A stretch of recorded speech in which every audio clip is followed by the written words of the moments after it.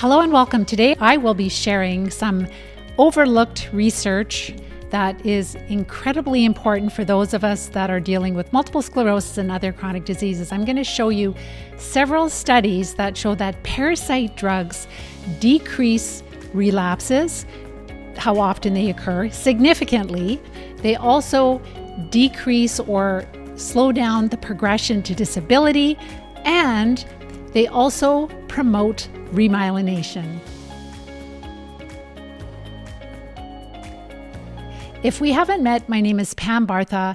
I was diagnosed with multiple sclerosis over 35 years ago, and it is my mission to bring this important research out, to bring out the truth that multiple sclerosis is an infectious disease caused by parasites. And today we're going to be highlighting some studies that have been overlooked, that have not been followed up with, that are incredibly critical for helping us to understand, number one, what causes multiple sclerosis and what steps we need to take to recover. And we're going to talk about all of that in this live event.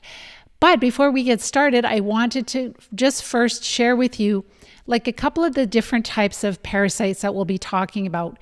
So protozoa might be something you're not familiar with. You might be familiar with worms, bacteria, fungi, but protozoa are single-cell parasites, and they have been linked to multiple sclerosis. I actually did a 6-part series on Facebook and YouTube sharing a lot of research, a lot of evidence that over 100 years ago that they were actually treating MS patients with malaria drugs and having incredible benefits and improvements. And there was just a more recent study done we're going to talk about today. What I have shared with you in previous live events and on our blog posts, our articles that I've written on livediseasefree.com, the different types of worms that our students are passing. They're passing a lot of roundworms. And then Dr. Alan McDonald found small roundworms in the central nervous system of every MS subject tested. He found developing tapeworms and tapeworm larvae in the central nervous system of every MS subject that he tested too. So these were people that they had died, confirmed case of MS. Their remains were preserved in brain banks, frozen for research purposes. He just looked and he found lots of parasites in the central nervous system. He also found Borrelia. So today we're going to talk about like 3 different drugs that have been shown in multiple sclerosis patients. The other one have been shown in animal models to really benefit multiple sclerosis. So again, this is more evidence that MS is an infectious disease. So protozoa are single-celled parasites. They're not a bacteria. They have more complicated structure than a bacteria would have, but they would be the types of microbes that maybe you've heard of: Giardia, Babesia, malaria. Those would be toxoplasmosis or toxoplasma, which causes toxoplasmosis. So those would be just a few examples of protozoa. And we are often infected with these protozoa through biting insects, and they cause diseases that are often misdiagnosed. So many of you may have heard of Babesia. It is one of the Lyme co-infections, and it is very, very similar to the protozoa that causes malaria. So they're both pathogenic microbes that infect our red blood cells, and they cause our red blood cells to become sick, and they stick together. They can form obstructions in our blood vessels, especially those little capillary in our different tissue, but also in our central nervous system. They can cause a rupture of the blood vessel. Then we can end up with a brain bleed. And what's really interesting with multiple sclerosis, I've shared this also, research shows that these lesions that we have are always centered around a blood vessel. They're not just randomly occurring throughout the brain. They are centered around, they're coming from a blood vessel. So, and then also these lesions, they have this ring of iron around the outside of the lesion. And they believe that that is from, if we have, let's say, a brain bleed and we have a lot of red blood cells, and the red blood cells carry iron, so there would be a little deposit of iron around the outside edge of the lesion. So this is all research I've shared with you. So this all validates what I'm sharing with you today. So the key links with multiple sclerosis is that there is some type of malaria, Babesia, protozoa that is one of the parasites that's causing the MS symptoms and causing us to be sick. And this is validated through at least 75 peer-reviewed science journal articles dating back to the late 1800s. And I'll share a little bit about the research there again.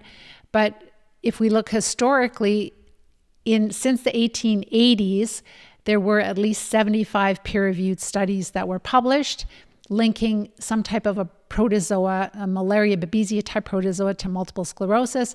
In 1899, Dr. Manneberg proposed MS is caused by a malaria type infection. And in the 1920s and 1930s, malaria was in the United States. And so they were treating people for malaria with a malaria drug.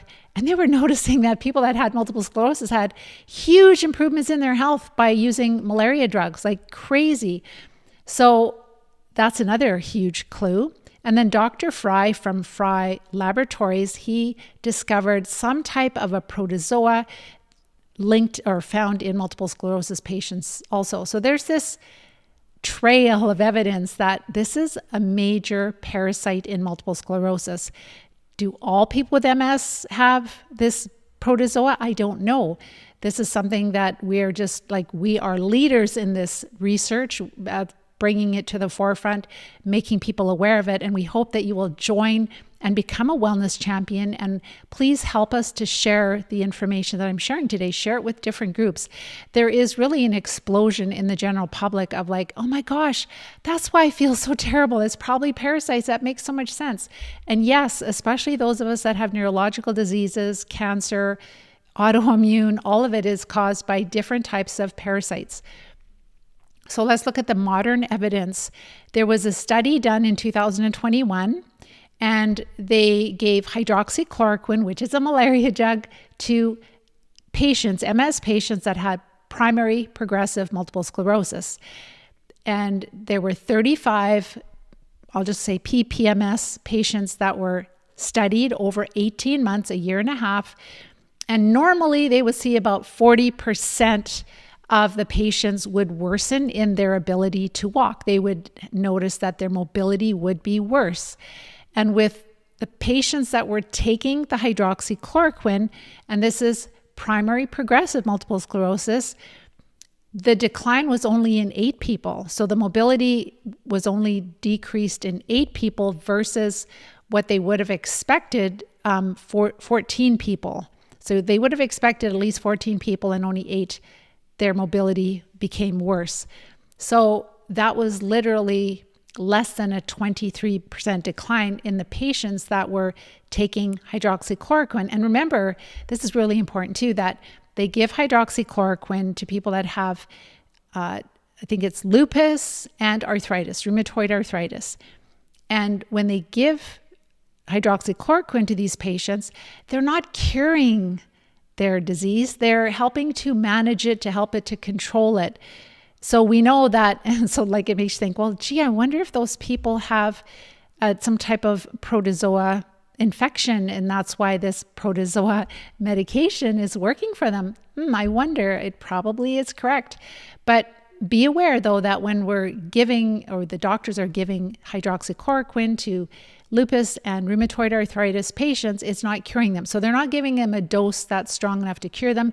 And I believe I don't know what the real reason is. I don't know if it's toxicity. Sometimes drugs can be toxic at higher amounts. I do know that hydroxychloroquine can impact your retina. So if you're ever going to use it, make sure that your doctor is checking your vision, your retina regularly. But it's really interesting that this malaria drug is so helpful for primary progressive multiple sclerosis when they really don't have any treatments for PPMS. And yet, is your doctor recommending it to you after this study? Nope. And this was just done out of the University of Calgary, Alberta, Canada. Shout out to them. Really great research. There's some really good research coming out of the University of Calgary with respect to the microbiome and multiple sclerosis. So really proud of them for that.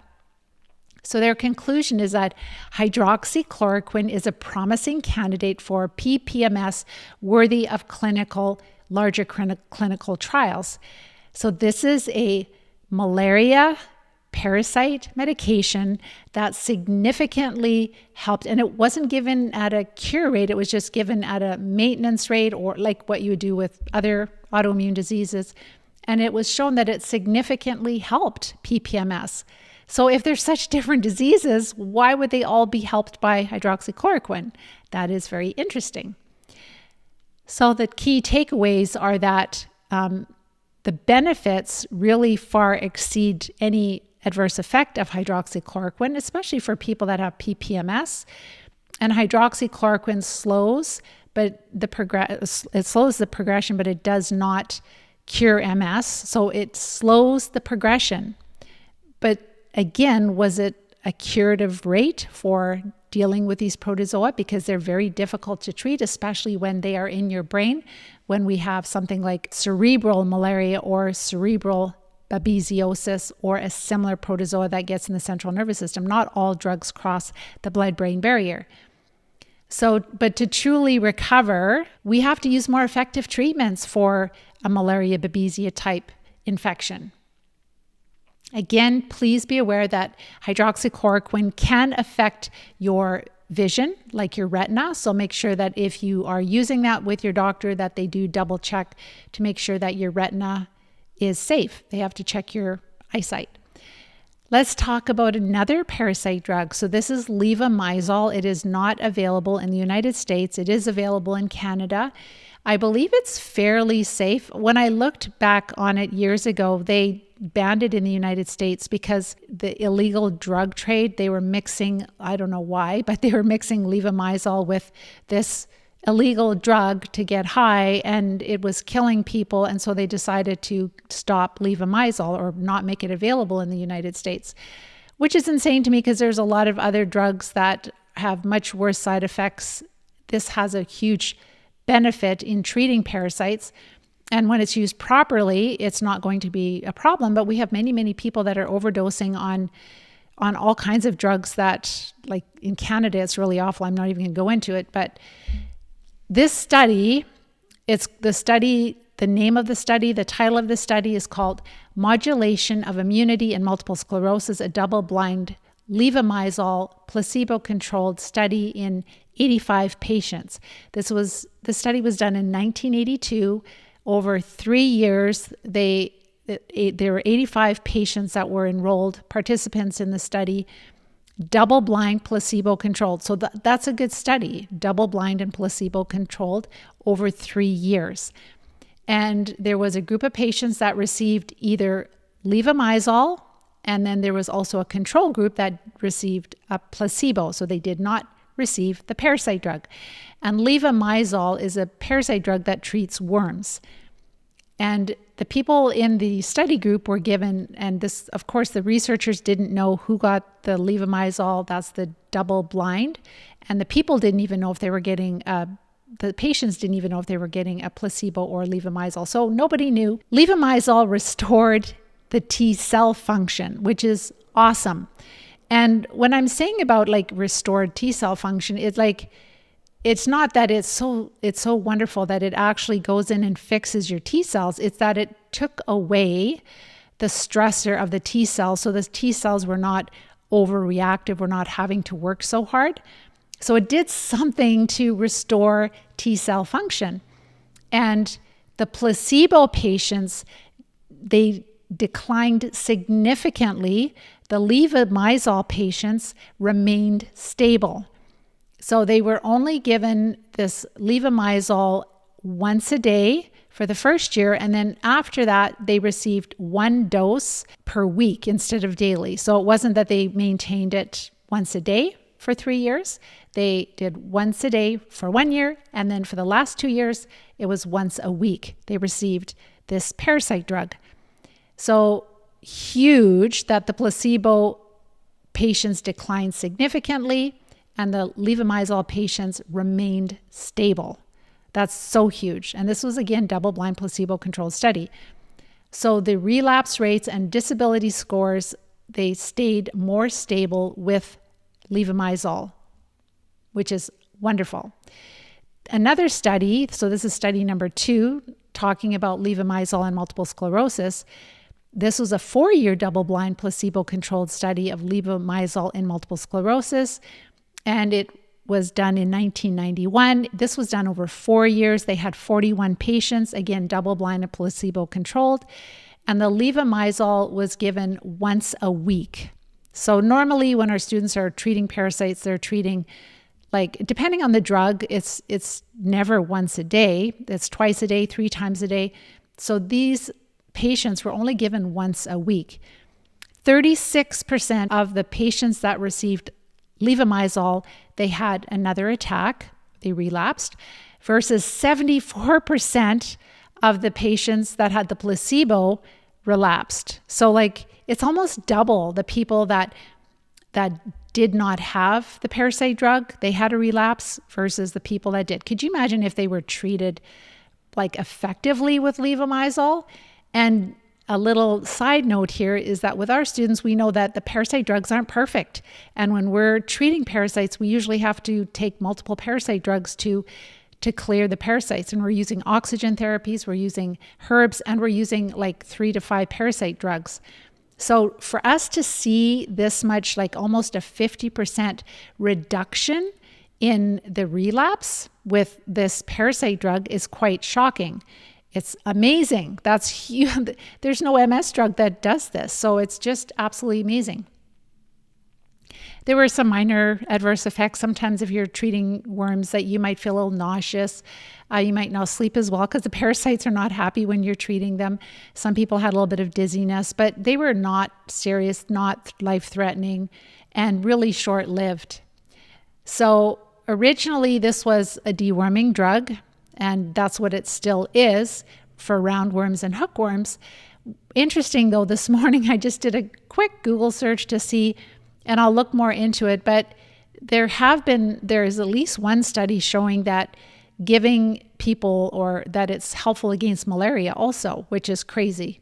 So one study showed that levomizole definitely improved malaria in patients. So it's not the first line of treatment, but again, that might explain, like if somebody had malaria babesia and they used levomizole, maybe it's not the most effective treatment at treating that parasite, but it can be helpful. So yes, we have roundworms. Yes, we could have hookworms, but maybe it is also discouraging other parasites if we have the protozoa. And so this drug, levomizole, was shown to be like immune modulating effects. That was already discovered in 1971. And also it's been studied for MS, but also levomizole has been studied in different cancers, rheumatoid arthritis, and lupus. Interesting, eh? Here we see the lupus and rheumatoid arthritis again. And the FDA withdrew it in the year 2000 due to contamination in cocaine. So like if somebody's using cocaine, and I don't know why they would mix levomizole with it. I don't understand. That does not make sense that would be a good reason to get rid of a safe drug that could be used when used properly. It's incredibly helpful, more helpful than the MS drugs appear to be. So why is that not being allowed? If you use any drug unsafely, it can cause terrible adverse effects. So why don't they just outlaw all drugs if they're not used safely? But in many countries, it's still available. So make sure to type your questions in the question box. Myself or our team will answer your questions at the end. So, and the last one I wanted to talk about, the last study, is ivermectin and remyelination. So this is an animal study. They looked at the MS model. It's really interesting. Like, how do they give mice some type of MS? And it's interesting. I won't go into this talk, but like they don't know what causes MS, but they can give mice MS. Like, how does that work? So this study is P2X4 receptor controls microglia activation and favors remyelination. So in a nutshell, microglia are immune cells in our brain that help to regulate inflammation and tissue repair. So they're part of the immune system in our central nervous system. And the results or the conclusions they found are that microglia are turn from their pro-inflammatory state into the anti-inflammatory state with the use of ivermectin. So immune modulatory. So is it, anyhow, we won't get into that, but basically it is an anti-inflammatory state that it's making the immune cells go into. And that, like if the immune system is not fighting so hard, then it can go into the repair. So it enhances myelin repair, and phagocytosis just means that the immune cells are just gobbling up the garbage, cleaning up the garbage. It's a cleanup crew, and it improves clinical outcomes in MS models. So this showed that ivermectin, they felt, would be a candidate for remyelination and repair in multiple sclerosis. So with our students, we don't find that ivermectin is like the end-all be-all cure. It is used in conjunction with other parasite drugs if people test well for it, but it's not the main help. But I just wanted to share that with you because people are talking about it. They're asking me all the time about ivermectin, does it remyelinate? No, your body remyelinates, right? Your body heals and repairs itself. When you take pressure off the body, when you take pressure off the immune system, then it can do its job and it can remyelinate. Obviously, it does need the building blocks, the nutrition to remyelinate. And I've talked about plasmalogens, how we become deficient in plasmalogens, and they're really important in building myelin. So that's something we can do to correct nutritional deficiencies, but we need to treat the parasites also. Yes, this is, when somebody's asking here, a cure. So what I would say is that I think we have to start thinking differently. And what I'm saying is recovery. Like people can have full recoveries, but you could get parasites again in the future. So you have to make sure you never let it get to this position again. And that's the important thing to understand, is that in curing, it's kind of like you can't live on planet Earth and be cured of everything forever, because there's always this, they're pests, just like there's pests in your garden and there's pests in your animals, like you have to deworm them. There's pests in your lawn. There's going to be pests that are trying to invade our body and trying to make us, they're not trying to make us sick, they're just trying to live in us, live off of our food. They're freeloaders. And so instead of saying curing, I think we should say recovery, because we can recover from these parasites and then we can stay recovered by making sure we never let them become this populated in our body again. But what I've shared with you, these 3 drugs, hydroxychloroquine, levomizole, and also ivermectin, they are all showing, and this is in science, this is not me anecdotally, they're saying that can decrease or slow down the progression to disability, and also act as immune modulation and just really decrease relapse rates. Those are really, really significant. So why is this not being studied? Why are there no follow-up studies to prove them wrong? Again, 1991 studies, 1982, those are a long time ago. Why has there been no follow-up study on these, on levomizole, for example?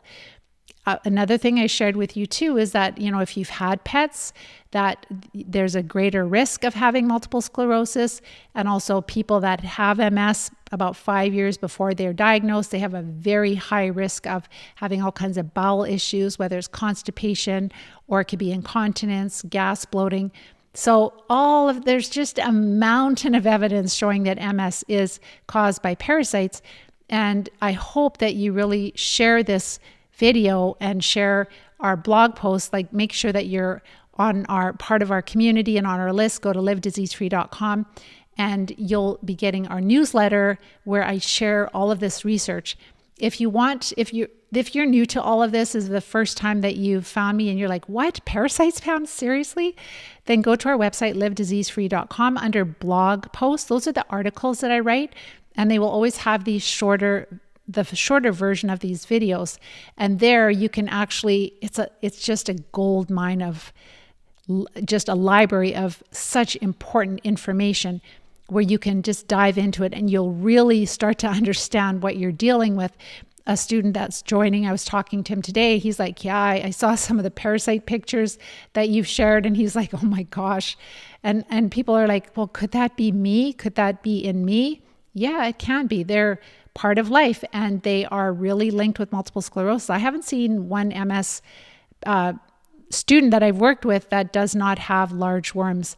And remember, it's not always the large worms, the protozoa, the bacteria that cause Lyme disease, the fungi, they're all involved. It's like a very weedy lawn, and that's what's inside of us. So going back to these studies, before I do that, I just wanted to share like some symptoms of protozoa and malaria type infections, which are really relevant to multiple sclerosis. So maybe you don't have the fever or the chills, but definitely a lot of people have the sweats and headaches and nausea, fatigue, body aches, anemia. Sometimes liver or spleen can be enlarged. You can have low platelets. Also the red blood cells, like for me, that was another big clue, is that decreased red blood cells. Sometimes they're larger. So your MCV and MCHC, all of those red blood cell test results can be a little bit off. Anemia is really common. High bilirubin, sometimes looking a little bit like your jaundice, especially in the wintertime. And then seizures, coma, respiratory distress, kidney injury. So those are more severe malaria. We have more chronic Babesia malaria, where it becomes cerebral, it gets into the brain. We can have hearing loss, tinnitus, dizziness, paralysis, muscle weakness, spasms. Those are all linked with, yes, the malaria Babesia type protozoa, but also with other parasites, especially things like Borrelia, which causes Lyme disease.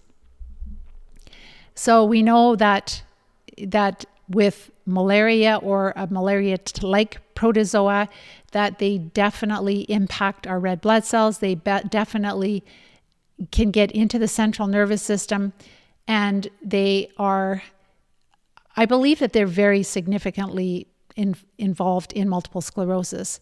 So they make our red blood cells sticky, again, cause the blockages in our blood vessels, and then we can have these ruptures and we can have brain bleeds. I've even done a talk about how MS is considered more of a vascular disorder. This is in the research again, and that would help make sense, because if your red blood cells are sick, you're going to have a vascular disorder. Otherwise, it's like another mystery, right? Why do we have a vascular disorder?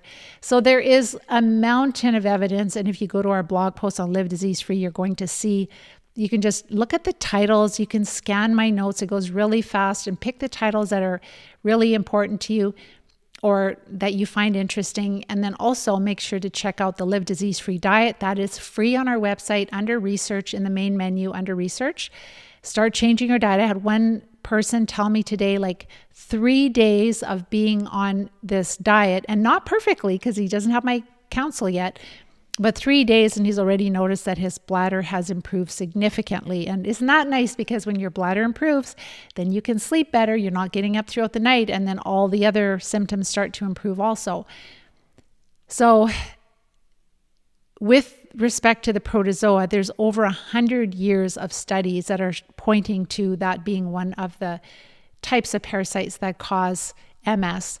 And with all the evidence, what I'm going to do now after this talk, I'm going to start going through all the evidence relating to the protozoa and also to the small filarial worms, to the tapeworms, to the fungus, to all of the Borrelia, like Lyme disease, all of these different topics of the different parasites, sharing with you research and also successes of people that are treating these parasites and recovering. These studies are helping us to see the potential of like, interesting, these parasite drugs are working better than MS drugs, and with all of the other evidence Pam shared, but we want to recover, right? That's similar to curing. We want to fully recover. We want to live a full life like I have for 35 years without having to take MS drugs, without having to worry about relapses. But you can only do that when you treat these parasites effectively, not just taking low doses, not just winging it. Oh, I'm going to try ivermectin. I'm going to try this or that. you're still going to live with disease, right? How bad do you want to recover? You need to treat the root cause. You need to use an effective, safe protocol based on the parasites that you have. And unfortunately, a lot of our practitioners don't have this experience at this time. This is going to change. I'm going to be part of helping this to bring change. We want our practitioners to be able to have the experience, the confidence to help their patients recover from parasitic infestations. And we have to use a holistic approach, right? The parasite drugs are not a magic cure. Herbs are not a magic cure. We use a combination, but we support the body. We build a healthy lifestyle, and we treat the parasites strategically by layering on different therapies. We have to also work on mindset, like all those other things that you know that if you've been working on your health. Supplements, we don't take a ton of supplements because they're not really helpful. Just a few key ones that can be helpful. Today, I've shared with you 3 parasite drugs that significantly help decrease relapse rate of MS. They also slow down the progression in primary progressive multiple sclerosis and been shown to help remyelination. So these are parasite drugs. Like, how is it that 3 different parasite drugs are helpful for multiple sclerosis? Could multiple sclerosis be a parasitic infestation? Absolutely it is. This is a very small amount of evidence. I have provided a mountain of evidence. I will keep preaching this until the world changes, until we actually are helping people to recover and treat the root cause. And you can help me by sharing and liking and subscribing. That is what tells YouTube and Facebook to share this to other people. Please type in your questions in the question box, and make sure that you go to livediseasefree.com. There you will find that you can be part of our community, and you can actually get the newsletter, so you'll have all the most recent research. And if you're at that place where you're like, Pam, I've been following you for a while, I totally believe I'm dealing with parasites, I need the plan. I need the Live Disease Free plan. I need your support. I want to recover. I want to get on with my life. This is my year. Then make sure to watch my masterclass training. I go into all the steps of what we do in the Live Disease Free plan to recover from these parasites. And then if it's a good fit for you, then you can book a time chat with me and you can get all your questions answered. And I would be honored to support you. So with that, I'm going to let you guys go, and we will talk to you next week. Take care and bye-bye for now.